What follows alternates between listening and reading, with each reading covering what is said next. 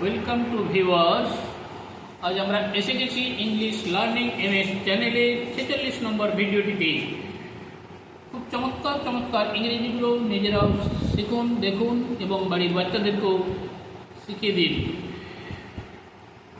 তো শুরু করার আগে অবশ্যই চ্যানেলটিকে সাবস্ক্রাইব করে দেবেন।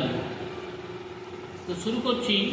বেশ কিছু হোমোফোন যুক্ত ভোকাবুলারি ওয়ার্ড দেখুন।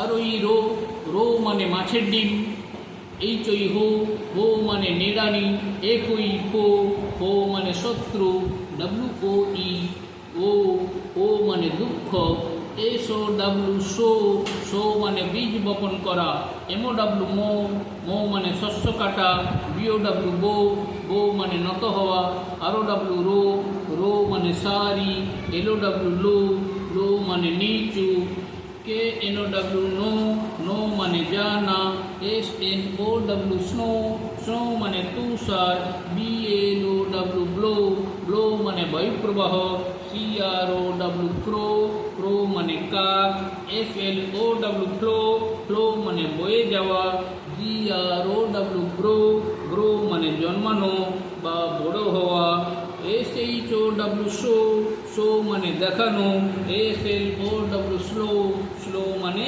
ধীর।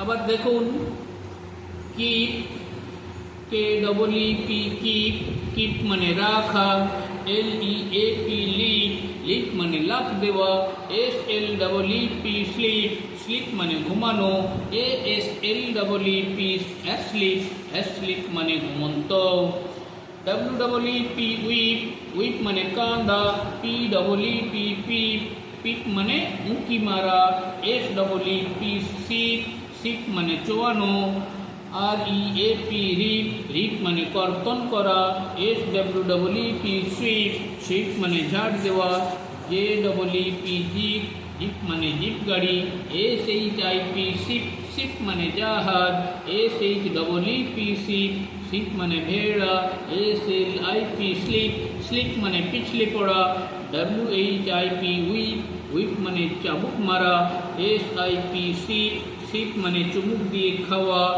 SHEAF শিপ, শিপ মানে আটি। তো প্রিয় দর্শক, ভিডিওটি যদি ভালো লেগে থাকে তাহলে অবশ্যই বেশি বেশি করে শেয়ার করবেন ও একটি লাইক দিয়ে দিবেন।